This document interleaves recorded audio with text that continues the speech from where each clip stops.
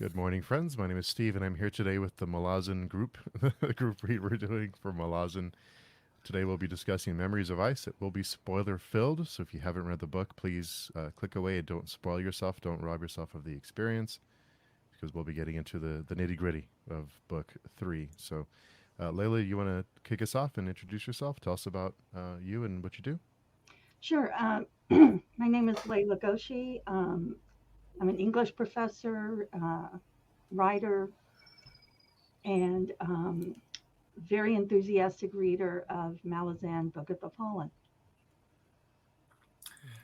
Uh, my name is Joseph Carroll. I'm an author. I write under the pen name J.R. Carroll. I also have a booktube channel just recently started up, and love discussing books with people. So this is right up my alley here.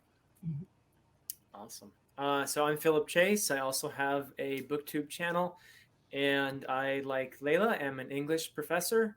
I am a medievalist in my day job and a fantasy fan all the time. So it's great to be here with you guys talking about my favorite series of all time. Oh, I didn't know this was your favorite.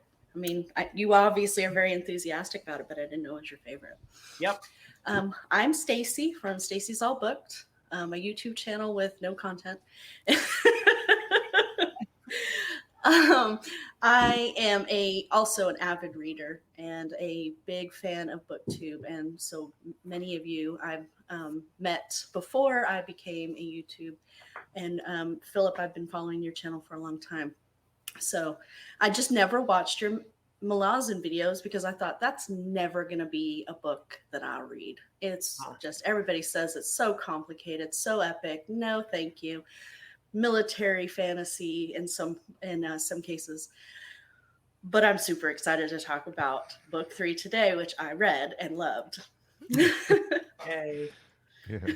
So before we get started, I want to just give a huge thanks to all of you because without these discussions, I would I don't know if I'd be totally lost. So thanks to all of you for coming along the journey. It's been just a great experience. So uh, this one was kind of tough. After I lots of characters, so I didn't uh, think it could get more complicated. I was wrong. yeah. What were your thoughts on that, Stacy? There was something you posted on the forum that I did not even until I read your comment that you noticed. I think it was in the prologue, right? That I did not notice at all until your comment. So, do you want to tell us about that? So I had to read the prologue twice because I thought I picked up on some hints about the three elder gods that stopped Kalor in the beginning. And he had cursed them as they had cursed him. And so I know we had met Krull in Gardens of the Moon. So it made me wonder if we had ever seen the other two gods, just didn't know who they were. And so I went back and reread it to see if I noticed anything. And I kind of figured out that Draconis had to have been the maker of some weapon. And I thought maybe it was Dragnapor, but I wasn't sure. But it was Night Chill that I had kind of figured out was the sister of the cold or whatever. I think Sister of was her Cold name. Nights. Yeah. Sister of Cold Nights, because Yep. obviously the names, and I think Calor even says something when he finds out that who Night Chill was, that he's like, that's not a very inventive name. So that was when I was confirmed that Night Chill was the sister of Cold Nights. So that was really cool. And to see how the other characters finally figured that out too throughout the book. You know, one of the things I love about reading mysteries is even if I figure it out, is seeing how the characters figure out and to find out if I'm right. So that the prologue was really cool for me. It was like, ooh, am I right? And then 900 pages later, oh yeah, I was. That's great. That's a great catch, actually. Yeah. Yeah. Yeah, I did not catch that at all, and then I had to go back and reread it after that, and I was still I figured it out later. But that was a great catch. For me, it's been tough to keep track of all the characters and the names. Is what's been tough for me. So Yeah, So same. if they didn't have the persona dramatis thing at the beginning of these books, there's no way I would be able to keep up with all the characters. Yeah, it does get easier with time, but it is a vast cast of characters for sure. And it's so cool, Stacy, that you picked up on all that in the prologue, because the prologues in any of these books, in the Malazan Book of the Fallen, are really important to pay attention to, Mm. because Erickson is signaling in the prologues, here are some big themes that you should be looking for throughout the book. So, for example, in the prologue, you see motherhood portrayed in a Mhm. very important way. And motherhood, as you all know, motherhood is extremely important in this book in several respects. You have the Maib principally, but you also have other examples of mothers, and you have the Jagat mother in the prologue. You also have Kalava playing a motherly role. So it's just signaling, here's a big theme. Look out for it. I've said this, I think, the last time we met, but AP Canavan on A Critical Dragon has these fantastic videos that are dedicated just to the prologues of each book, where he goes through this. Okay, here's some interesting things. Here's some themes to look out for. So I Mhm. can't emphasize enough how helpful those videos are. If and he keeps them spoiler free for the rest of the book as well. So they're really helpful if you're just when you're starting out with a Malazan book. But yeah, so they're loaded. There's lots there. I think an important thing is don't feel like you have to catch everything as you're reading it, because that could be overwhelming. Just a lot there, and I think it's more important to just go along with the experience, enjoy what you're catching, and then later have a discussion like this or listen to a Mhm. video like this and think, oh wow, that's cool. I didn't notice that. So, but very cool. And yeah, so the prologues. Also, I just wanted one final word about the prologue. It takes place, and this is something that AP points out in his video. It takes place in this almost mythological time. I mean, it's like what 300,000 years ago and 100,000 years ago, and he gives a very precise date. But I think it's fair to say that both Erickson and Esselmont, as archaeologists, take their jabs at history and our pretensions to complete accuracy in history. So take those things with a grain of salt. When these stories are being told in mythological time, it's like reading the Iliad and the Odyssey. There might be some kernel of historical truth there, but a lot of it is just made up over the years, and as the years go by, stories accumulate and they become much more in tune with what we expect from stories. In other words, they take on more mythological resonance. So all I'm trying to say there is, with some of these ancient events, take them with a grain of salt, because you don't take everything as just literal truth as you're reading. You know, that fact that the author, Erickson, is an archaeologist, I found myself coming back to think about that, frequently as I read this, because, I imagine him working, you know, um, with the artifacts that he has and in the locations that he has, and just really having these ideas bubble up, like the Talana mass just rising from the dust, and Yeah. that gives me a real, I don't know, even though it's not in the story, it's something that frames the story for me that I find really intriguing and inspiring, and also kind of gives me an idea into. I don't know whether this is his beliefs, but the world building is built on, it seems like, the soul separate from materiality, you know. Just, for example, in this Tattersail and Night Chill and so on, moving into a new created entity, and also Toke the Younger moving into an Aster's body, so it's like the soul transitions um, within different types of materials, you know, all rising from dust in the end. We're all Talani mass in the end. Yeah, that's for sure. So yeah, I just really love that world building aspect of it, that thematic aspect. There's a lot of themes in all of the three books about the spirit living on past the body, and it's really cool. I mean, you see it in almost every culture within Malazan. The Wiccans in the last book, um, the who was the character? I'm really bad with these names. Like I said, the character in the sticks with the acorn head in this book, Oh, the that's the little fellow. Bargast.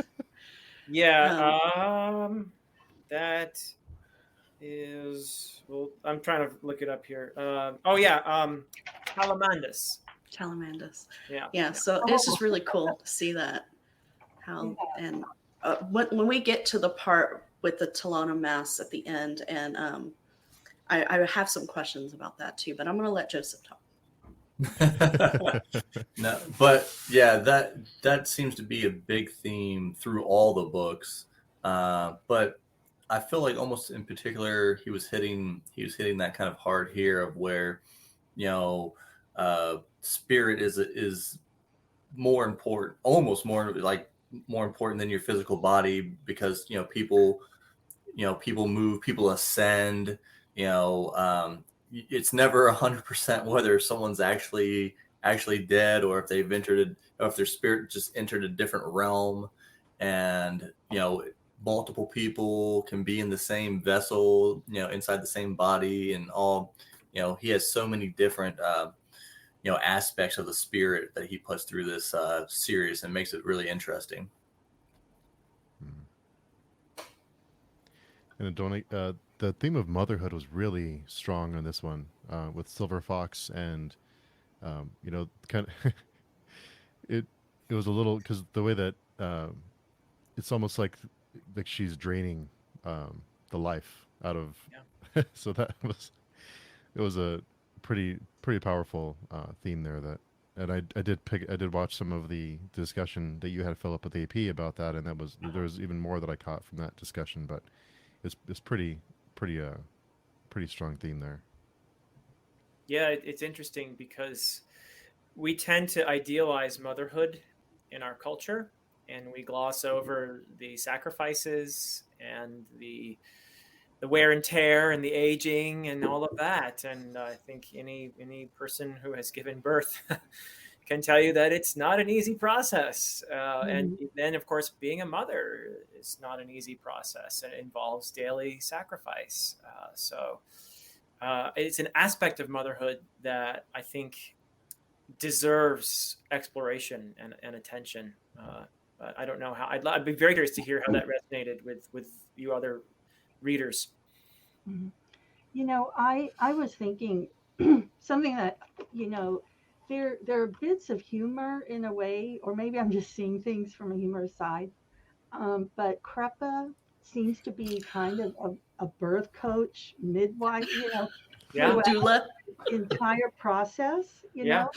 and he keeps telling her, and I do think, now I'm a little unclear on how things ended for the Maybe in this book. It seemed that Krepa was saying just reach out and touch, and touch the, like Krepa is trying to get her out of her um, either self-imposed mental state.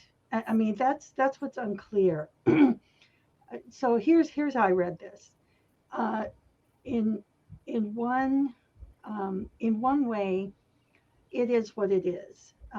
She birthed. Now I'm losing my train of thought. Silver Fox.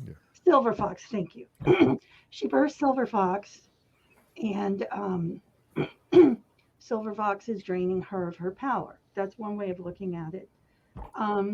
Krepa helped, facilitate this. So he is there, and And then when the Maybe gets to her depressed state, I kind of read that in some ways as like, sort of the depression women can fall into after birth, Yep. you know. But then he's still coaching her uh, to what I think is going to be a rebirth. So it's like Kruppa is coaching her through two births. The first one is the birth of Silver Fox, and the second one is the rebirth of her own spirit. But I'm not quite sure if we got there. So, and that might just be my reading of it and overlooking of how things turned out. Yeah. So those were my thoughts, and so the humorous side is that it's Kruppa, that's involved in this whole thing, or his personality as we know it, you know. Yeah, I think it's worth pointing out in the context of what you just said, Layla, that the word "maib" means like Oh a my. vessel, Mhm. right? That it gives there's an implication there of something that is being used. Mhm. Reminds me a lot of a poem by Sylvia Plath called "Metaphors," which is just a Mhm. brilliant poem about pregnancy. Mhm. And the consistent theme running through all these metaphors is the feeling of being secondary, of being used, and being a vessel for this life that is growing inside you. Yeah. So it's an incredibly important perspective, I think. Yeah. What were your thoughts on that, Stacy? Being a mother, did you? Uh, In some ways, I can relate. I mean, I think as a mother, it's not so much. I mean, you feel you feel tired and you feel exhausted all the time, and so I can kind of relate with the feeling like your life is being drained. But I will also say that I felt younger having a child than I did before because you kind of get to explore things that you didn't get to explore. For me, I had a troubled childhood, so I kind of got to, my son and I do a lot of things together, and it's like I get a second Mhm. chance of being a kid myself. So I feel younger, but I do also understand when it's like it's exhausting. Your life is totally turned upside down as a mom, not necessarily in a bad way. It's just completely different. Yeah. Your priorities are changed. You're you if you're a married woman, you're now third in line for everything, because you put everybody else in front of yourself. So yeah, it's I totally got that. But there in this book, it wasn't even just the maybe, it was just every aspect of motherhood in here was explored. The crushing, um, you know motherhood of the matron. I mean, there are mothers out there that are like that. There are even Silver Fox and the Maybe felt abandoned by Silver Fox. Their mothers go through that when their children grow up and leave the house. So I was amazed at how I don't know if any of you guys have seen or have read the Sword of Kaigen, but that was the first book I read where you had a character who was a mother, and a lot of motherhood aspects were dealt in there. And it was the first time I'd read a fantasy book like that until this one. And but this one is so much different. It's darker, and it's so much different. But it amazed me that a man had written that. To be honest Mhm. with you, Yeah. even I had to write the name down. Kilava, the way that she hmm cared for the kids, that was another form of motherhood there. That she was caring for the children. That's right. Yeah. Yeah, and that's a character to pay attention to. Just I won't say more than that because we're not going beyond this book. But yeah, Yeah. So I'm not sure if try not to jump around too much, but speaking of talk, um, did I miss it, or is he cannibal now?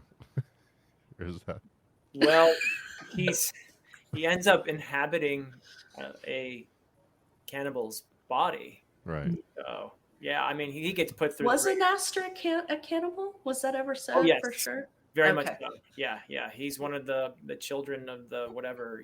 He's part of The the tenth Dead Seed, story. yeah. Yeah, the Dead Seed. Definitely. Poor Talk, he gets put through the ringer, but at least he gets plenty of hugs in this book. soul crushing, bone crushing hugs. Yeah. Yeah.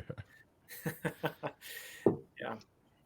You know, I remember during Gardens of the Moon, someone mentioned that they were so sad, or I'm not sure, Stacy, if it was you, but someone mentioned that they were sorry to see Talk, disappear from the scene, into the wormhole and maybe gone or wherever.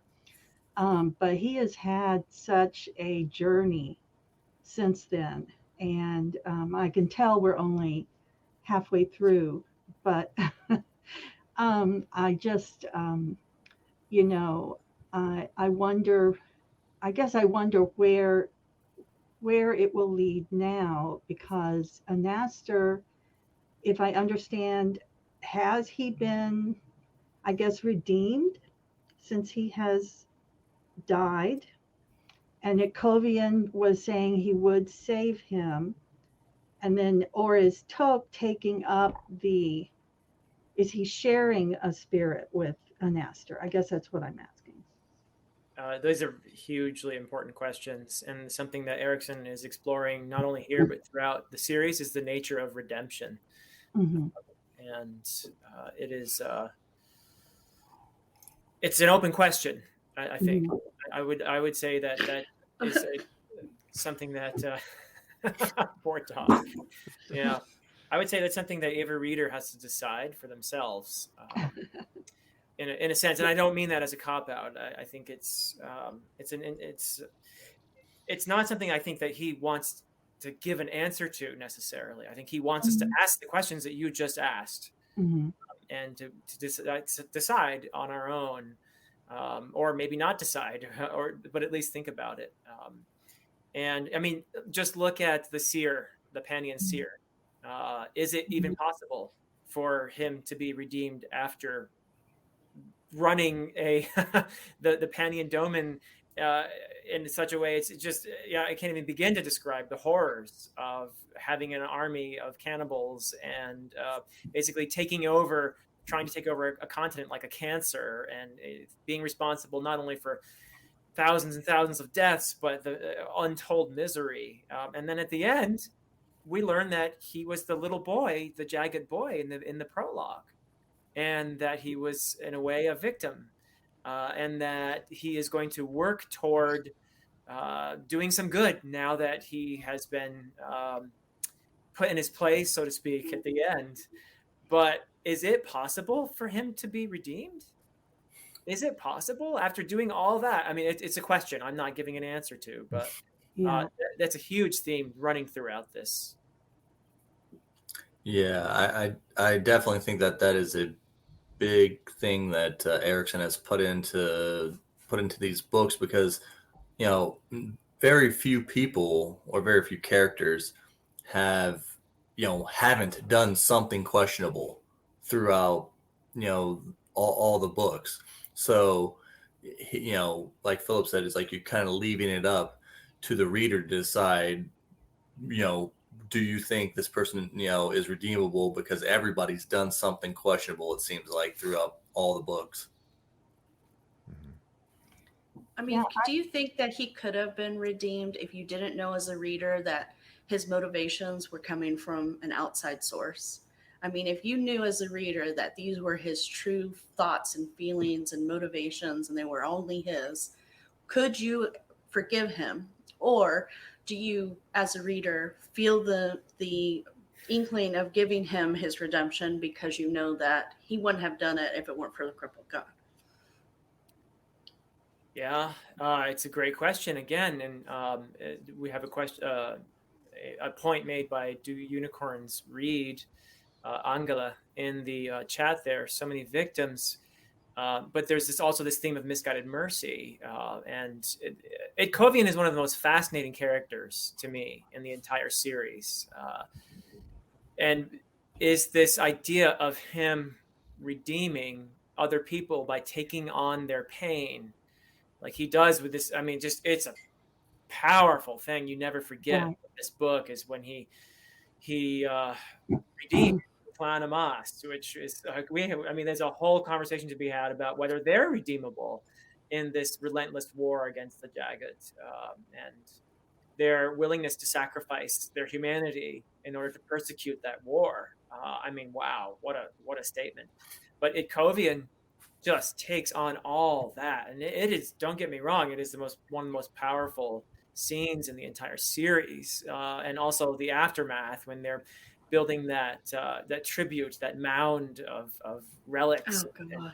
and gifts. And just, I mean, if you're not crying during that scene, I don't know what you're made of. But wow, I mean, it's just incredible. But peel away the layers, and I think it's worth asking: is this right? Mhm. Is it possible for somebody to redeem someone else in this way? Is it possible for someone to exculpate other people from their guilt? And it brings up the difference between, I think, giving from outside somebody a benediction versus someone redeeming themselves. It's an important theme that'll come up again for sure.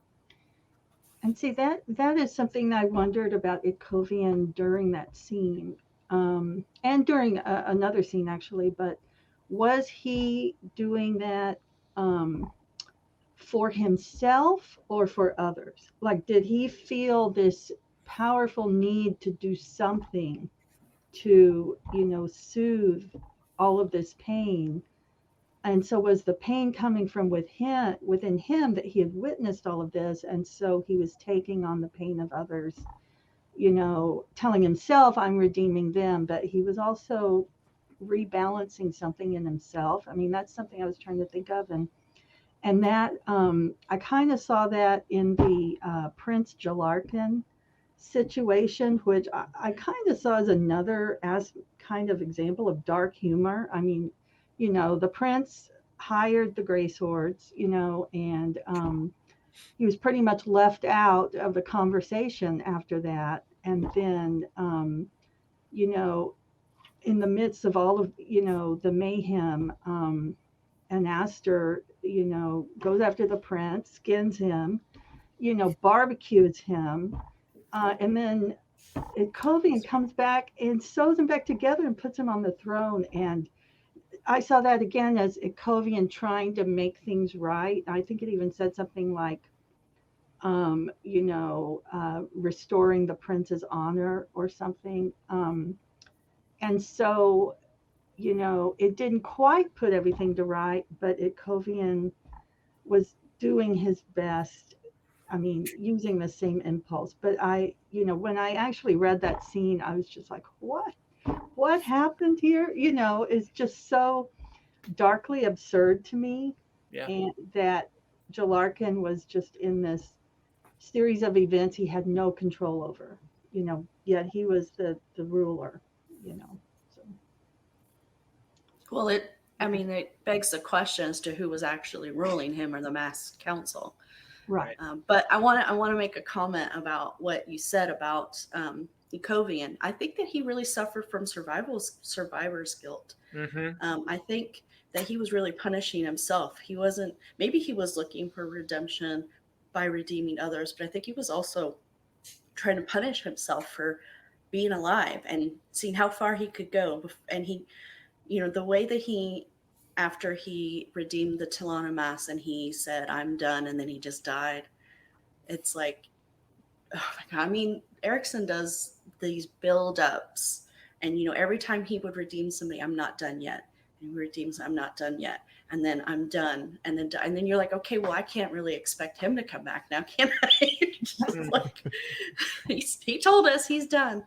But Memory of Ice, the last chapter, 2 chapters, are the most powerful chapters that I've ever read emotionally in a fantasy. I mean, I had trouble seeing the pages through my tears. And that says a lot about what Erickson does. You've got scores of characters you're following, and yet you still feel something for all of them, to the point that when things happen, you either, are mourning them, grieving them, or you're happy that they're gone.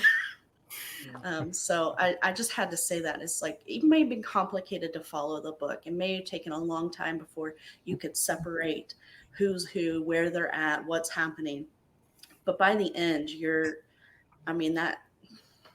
I just think that is incredible talent as a writer to be able to do that. Yeah, that's an interesting comment Eric is making there from the book. The fact is, I think the original vision for the Shield Anvil was that it was something for the company, for the Gray Swords. That's their name, right? They're the Gray Swords. Mm-hmm. Okay, yeah. So the fact of the matter is, his application of redeeming people outside of his own kind is something that is, I think, unique to Itkovian, that he broadens this role of his. And I think it has a lot to do with what Stacy, you were saying, with his survivor's guilt, with his desire to rid the world of pain, because this is a world with lots of pain. Both the Malazan world and, of course, our own, right? So it is an extremely powerful and compelling, and something that I think we can all sort of feel that in all of that embodied in that character, in that frail body. It's just such an amazing idea, really. But and you can only do that in fantasy, you know. Yeah. I was interested at the end that Diker showed up to tell the story of Cotillion. So these two books, from what I understand, are two books, meaning Dead House Gates and this book, run parallel in time. Well, Duerker shows up in among the remnants of the bridge burners in Darujistan. And that's a bit of a surprise to some people if you didn't realize that at the end of Dead House Gates that he was in fact revived. And he is, talk about survivor's guilt and PTSD. I mean, this is a guy who's really been through it in Dead House Gates. And so it's really kind of that also is a scene that broke me. Duerker meeting the remnants of the bridge burners in Krull's bar, and saying, "Yeah, I got a story for you here." And it's just so, and you can see that they've got so much healing to do, and that though they were on different campaigns, they're going through the same thing. So it's also, though, I think a moment of hope in that people who have been through these things can find consolation in one another through the bonds that they have through those experiences. So as much as this is a tough read, and what happens with the bridge burners, the annihilation of the bridge burners, at the same time, I think that there are these hints of compassion and humanity and bonding that are very, very important to pay attention to. Yeah, I think a big, theme running through this book is also, friendship. And I don't know if it's just like, the way, my childhood and whatnot, but I always gravitate more towards friendship than the familial aspects of stories and stuff. And, Tool and Talk to Younger, I mean, that was my favorite part of the entire book, is just watching them kind of, become close, and then, Tool, going all out to try and save him. Well, how did you feel about the end when he goes to shake Anaster's hand and Tool doesn't remember him? That was heartbreaking. Yeah, that was rough. I actually didn't catch on that Tool didn't realize who he was until that moment.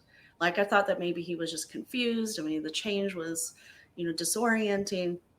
But it wasn't until that moment, because that was such a strong bond, that him not remembering Tool, or having a faint familiarity, but that's all, that just broke my heart. that broke my heart, and it made me wonder, how much of Night Chill and oh my gosh, I'm drawing a blank. The other people that are inside Silver Fox are It's one below. Tattersail. Yeah. Tattersail. Yeah. And Belladone. Okay. Yeah. Yeah. And we've talked a lot about Erickson. We've talked before in other streams about his combat, his action scenes, and his imagery. But he's really great at dialogue too. I think that's something that really the dialogue. Whenever someone speaks, it means something. Yeah. Yeah. Reading Rainbow has a nice little comment there too. I think about Buke, and it's a minor storyline, but I think it's one that resonates with a lot of people. And of course, you guys all picked up on that Keruli is actually Kroll, right? I mean, the god. So, but that path to redemption, it's a sad storyline when he, at the end, goes away as a bird, you get the feeling that he's not coming back to all this pain of being a human being, right? But there is a purity to it. I agree with reading Rainbow. Mm-hmm. Yeah, I actually forgot about his storyline. I mean, yeah, there's so many. I mean, when he brought that, I was like, oh, what happened to him? And then, oh yeah, that's right, he turned into a bird, and bye.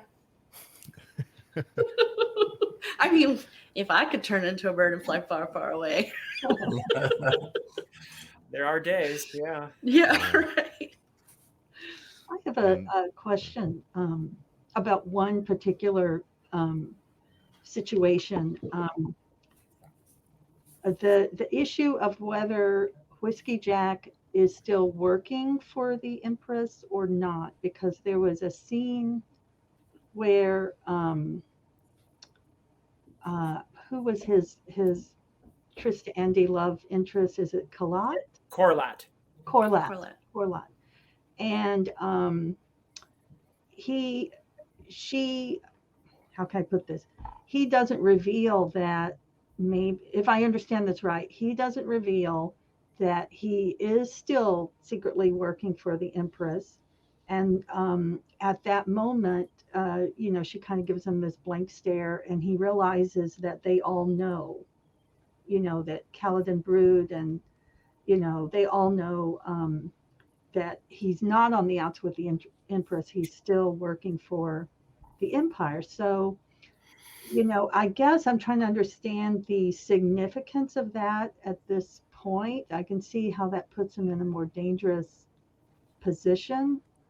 But is there any more anyone can say, I guess, without, or maybe we can spoil it. I don't know. You know what? That was a very powerful scene when Anomander Rake talks about maybe the Empire isn't as bad as we think. Maybe it is the best, better for the people than what we can offer.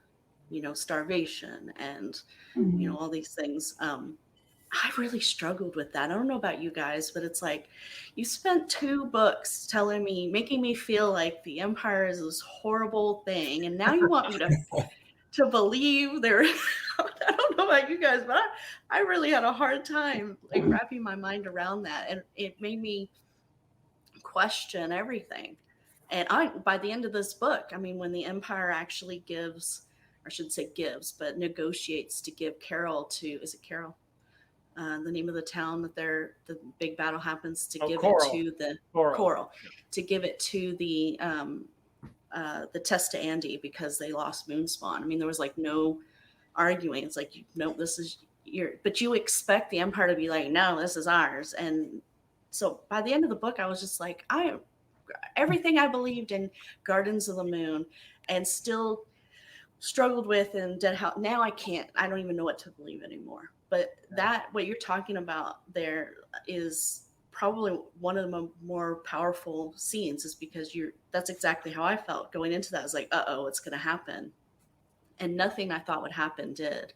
Mm-hmm. So I think it was just that Anomander Rake and Caladan Brood, they kind of saw the One Arms host as not their enemy anymore. I mean, they've seen what their capabilities are. I mean, they've been traveling with them and meeting with them, And I think they saw them to be more than just the faceless enemy that they had been before.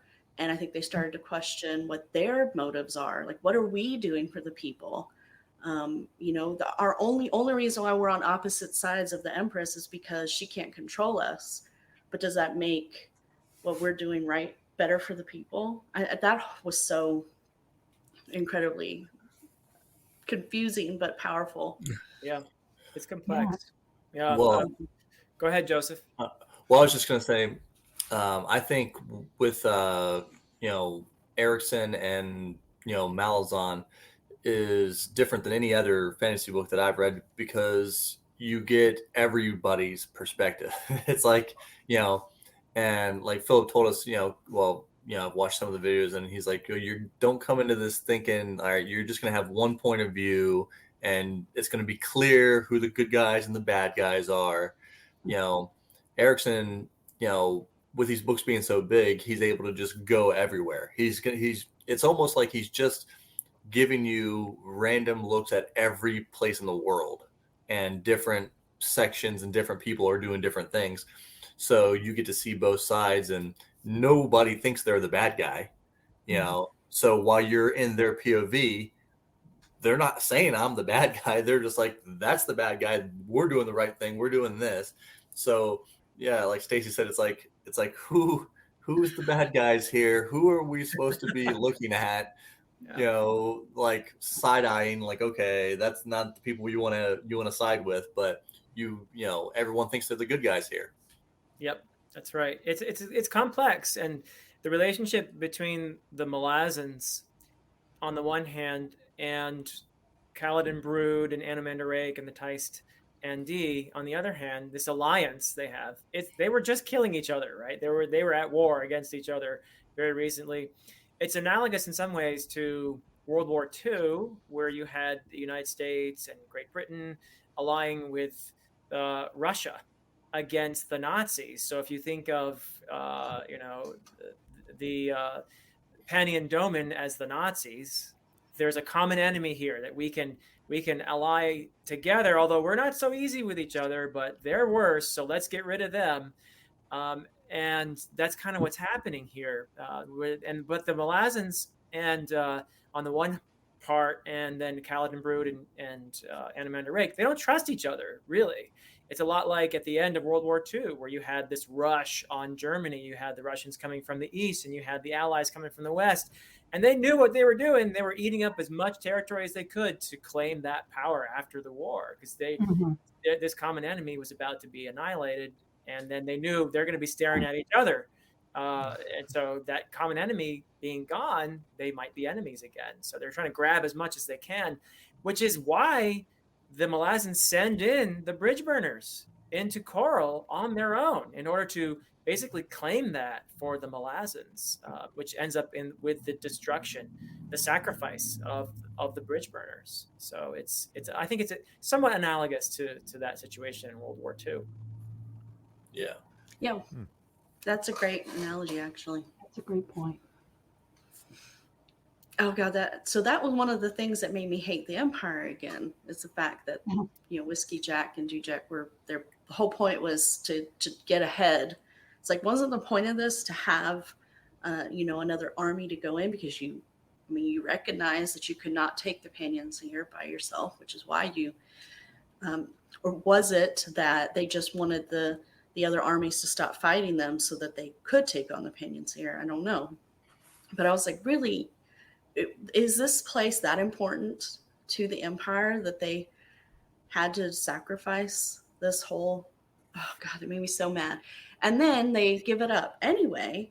So I was like, okay, well, maybe maybe the Empire's not so. It just was this roller coaster of emotions, because you don't know, because nobody is really the villain of their own story, as Joseph said, is. Yep. And Erickson puts you in the perspective of everyone, so you see all their motivations, and except for the few that have true evil intentions, they're all just who they are, and maybe, I don't know, so even the matron, I mean, you think, God, she's just crushing talk and, you know, how horrible, but she was truly screwed up. I mean, you didn't know until the end when you find out she was the soul that was stuck in the rent before, Yeah. in the rent before the children were sent through. But that also makes you think, you know, so how did the Panion Seer, who raised him? You know, was it the matron that raised him, or was it the cripple god's influence? Mhm. Either way, he never got to be himself. It's awful. So yeah, when you think about can he be redeemed, knowing those facts, absolutely, because he was always a puppet to somebody else's will and not his own. And now he gets to be uncle to his sister. It's a wonderful ending, but it's Mm. also frustrating because you're like, that guy did so many horrible things. Why am I letting him get away with it? Yep, that's right.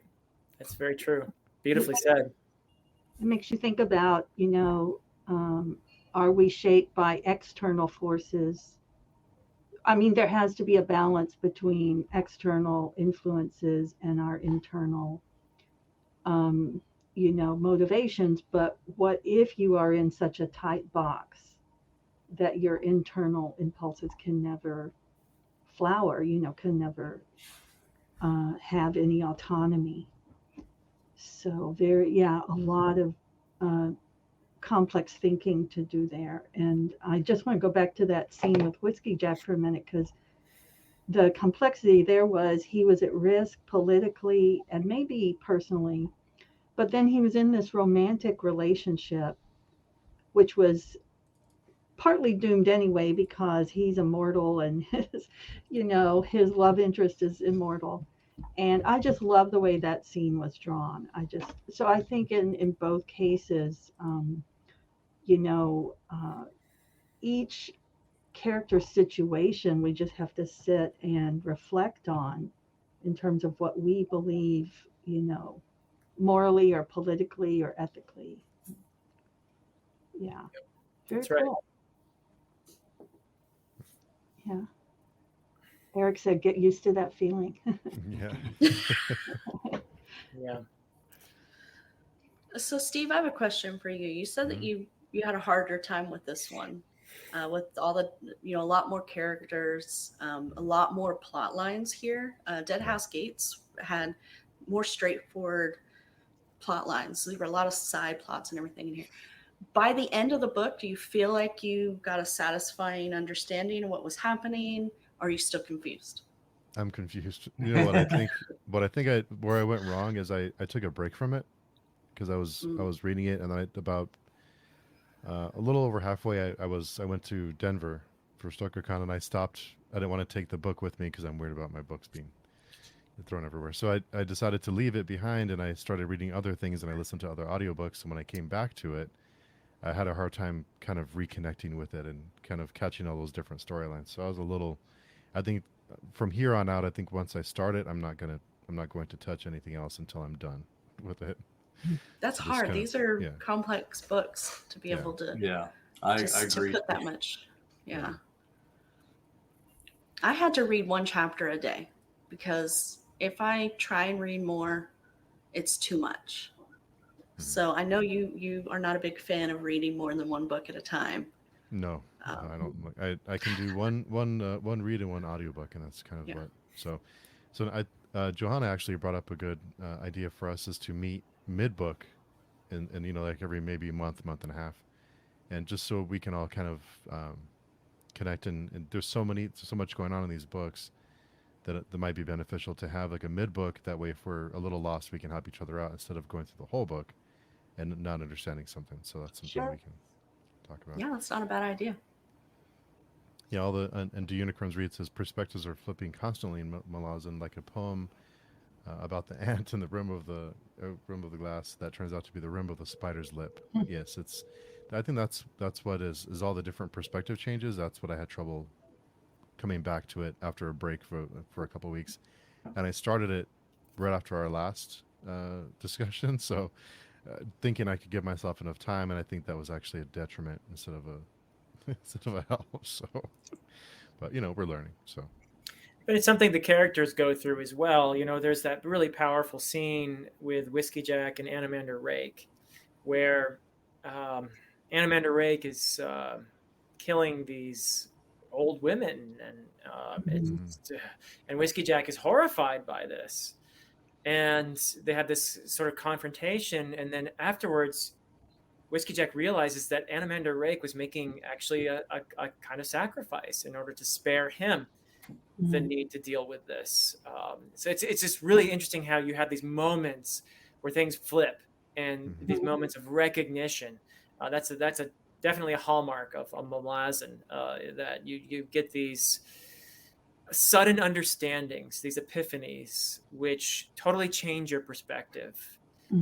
So that is, definitely look at Gruntle. We haven't talked about Gruntle yet, and Treach and that whole thread in here. But his arc in here is definitely one of resisting and finally being swept along on this tide of war, which he's an interesting character because in a way I think there's sort of a pacifist in there, but at the same time he's a warrior, clearly, and he doesn't want to go along with the narrative that he's being swept into. He doesn't want to be the god's mortal sword or whatever. He doesn't want to have anything to do with it. And he resists that. So it's really interesting to watch the characters deal with all these complexities too. Yeah. And Seth had a question. What faction would you join up with, and why would it be Mott Irregulars? They would be fun to hang out with. Yeah. Oh, that one scene when Perrin and Quickbend come through the table that's been propped up against the tree, and the guy says, "Yeah, I have one question." They're like, "Yeah." He's like, "Where's this? That's a table, not a door."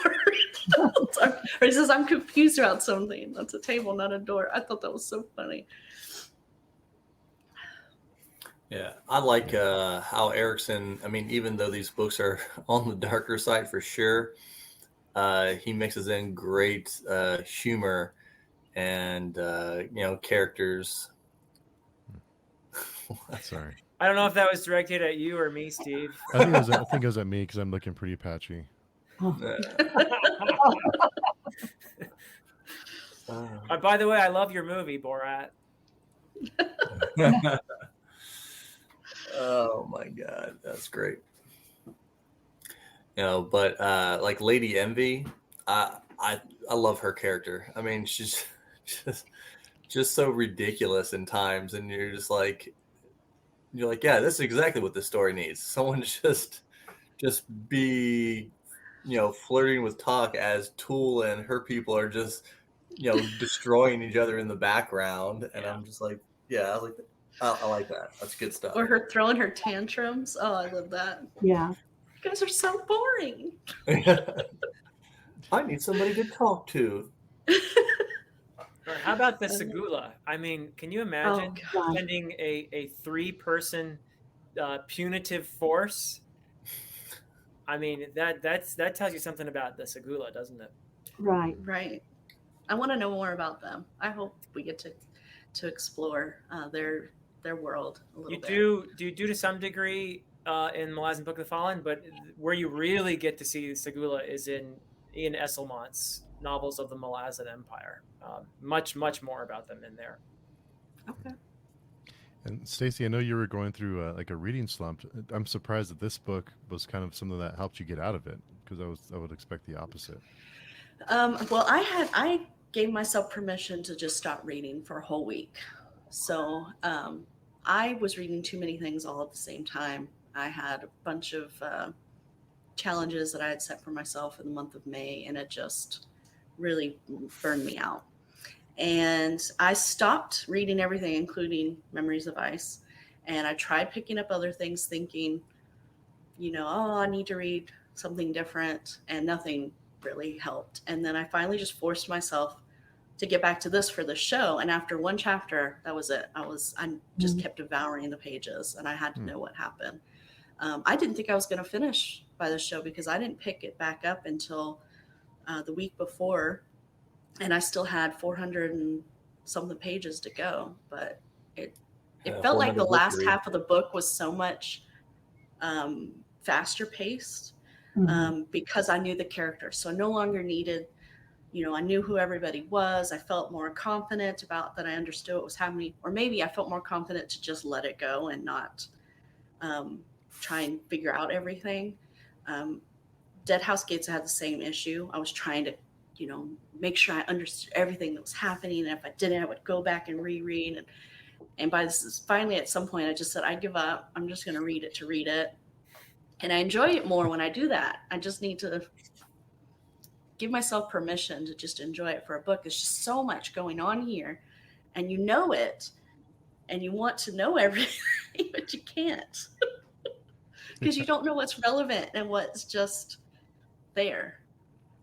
I mean, there was one thing in Dead House Gates that I just thought was a moment, and it was when uh, what's the Fenar's priest that got his hands cut off's name? Oh, Can't think. Hiboric. Okay, when he finds the jade thing, okay, I knew there was something special about it, but I thought it didn't.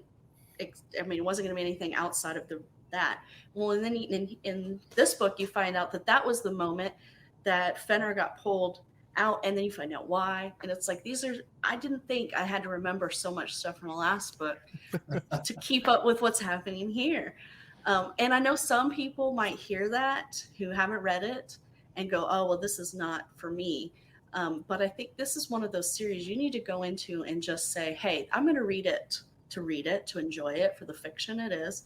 And then I'm going to reread it to enjoy all of these things that I'm missing.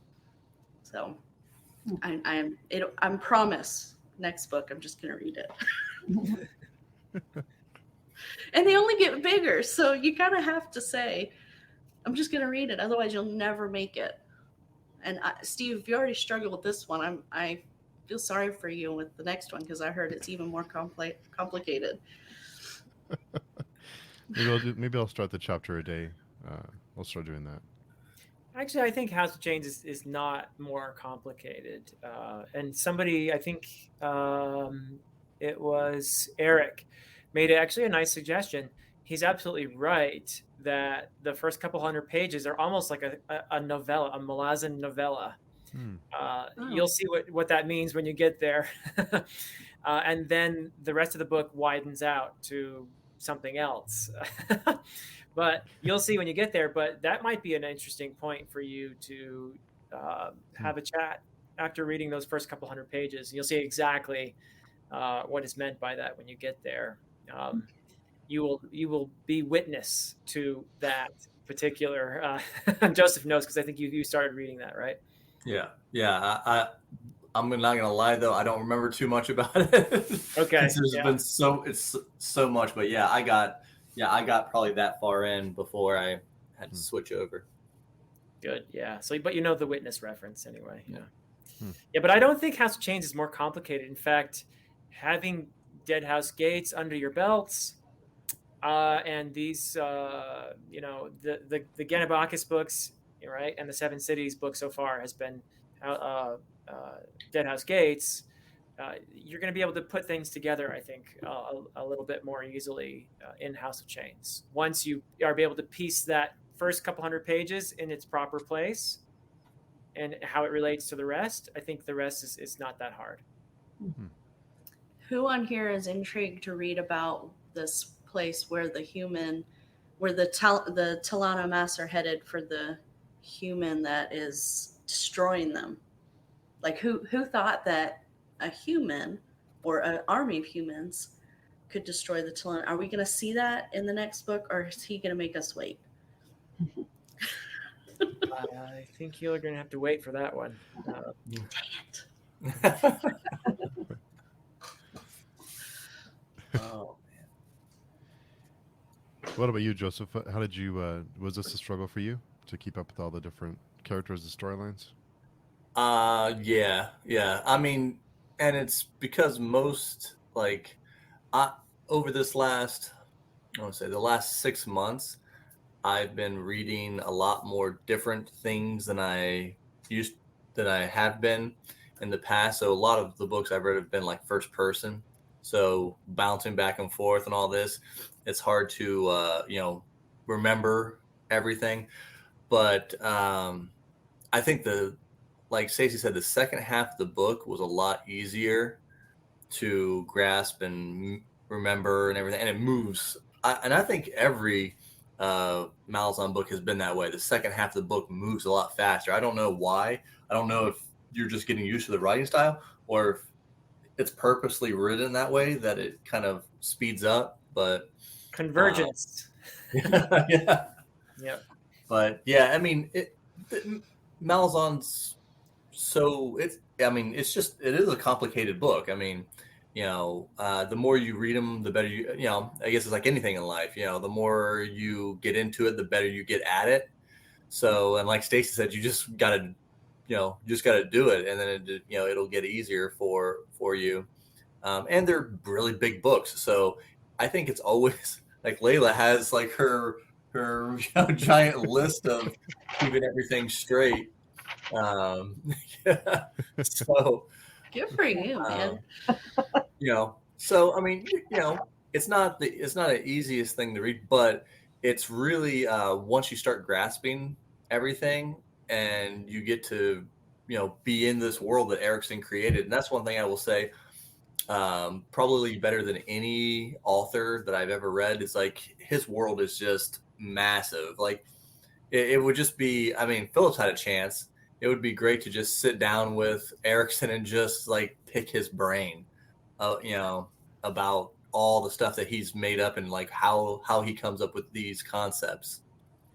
Yeah, it helped that he had a partner too, of course, Ian Esselmont. They gamed this world, which is, I think, one of the reasons why it's so rich. Is they gamed it and they lived it. A lot of these characters, they inhabited these characters, which is why they have such great duos in the series. So yeah. Well, when can you start going into Esselmont? You could read Night of Knives anytime you want, because that takes place, for the most part, before the Malazan Book of the Fallen. So that's the first book in Novels of the Malazan Empire. But a lot of people just recommend reading the books in publication order, which would mean reading Night of Knives. I think it's after book 6 of Malazan Book of the Fallen. I think I remember you saying like book 6 or something. But you could read Night of Knives anytime, because it does take place before, and it would actually put a few things in place for you as well, I think. The rest of the Esselmont books you should read in publication order if you want to do it chronologically, and they do take place later than most of the Malazan books, although you'd sprinkle in a couple before you get to the end of Malazan Book of the Fallen, but you'd end with a Sail would be the last book you'd read if you do it in order. That's I see. Are you going to take that as a compliment? I'm not sure. I'll just You don't have a handkerchief on you, do you? I don't know. I need to. I need to pack one. Hey, just in Steve case. says the hammer does is have a nothing to pastry. him. Yeah. Bring the hammers. Hammers cannot take him down. So I did have it's kind of a weird question, but all the physical books are, I can only find mass market. Is there a reason these aren't available in trade? The Does anybody publisher needs to publish them. That's the reason. Yeah. I'm surprised too, because Tor usually publishes everything in new books lately are in mass or in trade paperback. So I guess it's just because these are back. They probably already have so many of them they're trying to sell. I don't know.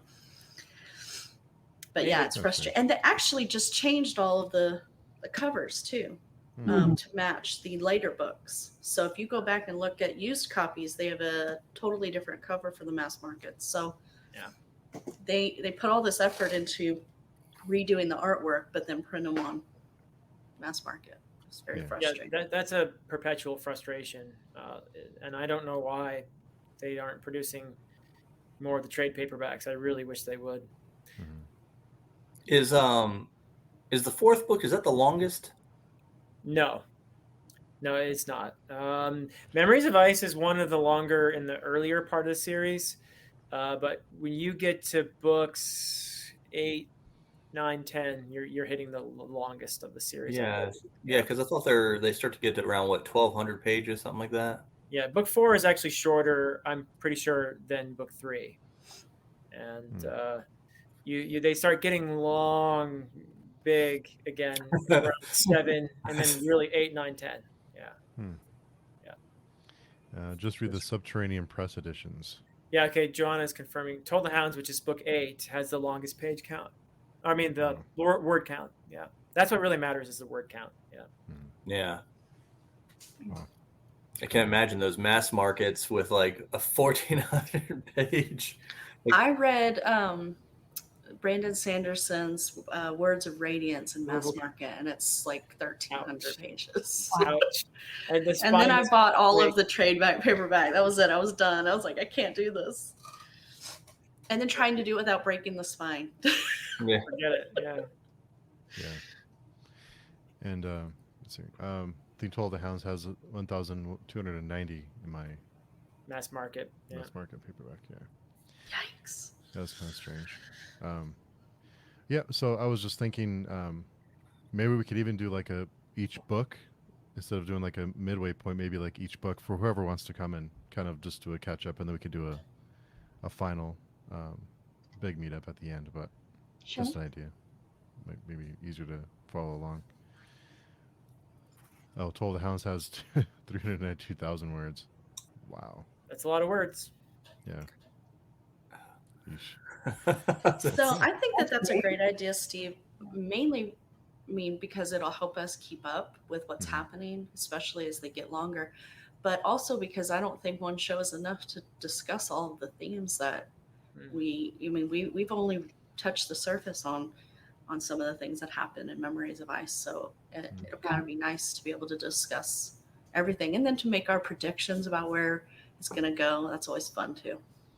Yeah, I think because for me, I felt a little like I was getting a little lost. But if we would meet every book or every so often, then it'd be easier for all of us to kind of, feel like we're in tune with what's going on. So cool. I know that everyone's busy and everyone has a full day today, so I'll let everybody go. But Layla, you want to just tell us where people can find you? I have mostly on Twitter at the moment. I'm revising my website. Oh, cool. Yeah, and I have different articles out there. Just wrote an article on a conference I attended virtually that was held in the Gulf, but it was Islamic Perspectives on Extraterrestrial Life, which I thought is really a great thing for many reasons. But if you are interested in science fiction, there's kind of a connection to just where do we go next. And so so that's out there on Pathos. Cool. Yeah, that sounds really great. Fun and stuff. Joseph, where can people find you? You can find me on Twitter, Facebook, my YouTube channel. We're doing a Dresden Files discussion here in about an hour. So if you all want to hop over there, if you've read the first 3 books, you can find me on Amazon. Just released book 2 in the More Than Human universe, More Than a Gunslinger. So if you like strong female characters in the Wild West and fantasy, it's fun. It's a fun ride. Nice. And Philip? Yeah, mostly you'd find me here on YouTube. Philip Chase is the channel, and I do putter around on Twitter a bit, mostly in a parasitic fashion. I just sort of retweet things, but I'm there. You'd find me Philip Chase 90 on Twitter as well. But yeah, I also want to thank you, Steve, for being an awesome host and all around great guy. And thank my fellow panelists here. You're all wonderful people, and I really enjoy hearing your Malazan thoughts. So thank you all. Thank you, Philip. I appreciate you being here. I just have one thing before we wrap up. Mhm. So you guys can find me on YouTube and Twitter and Instagram, blah blah blah. But that's not what's important. Is how many times did you guys laugh when Bouchelain and his friend, I can't think of his name, kept getting Horrible punched Broach. in the face? Yeah. I wonder if Isomat and Erickson played those characters, and there's some inside joke there that we should know about. Loads of them. If you like that, you can read the Beauclain and Corbel Broach novellas. So yeah, Okay. there's lots of that absurdist humor in there. Yeah. Nice. Cool. Well, thanks everybody again for coming by to interact with us, and thanks, of course, all the panelists. It's been without all of you, I would be totally lost. So thank you all for taking the time to chat, and then we'll be in touch about whoever wants to meet each book, or if you just want to come to the last one, it's up to you. So no pressure as always. So thanks everybody. Have a good Sunday. Thank you. Have a Bye, great- Steve. Thank you.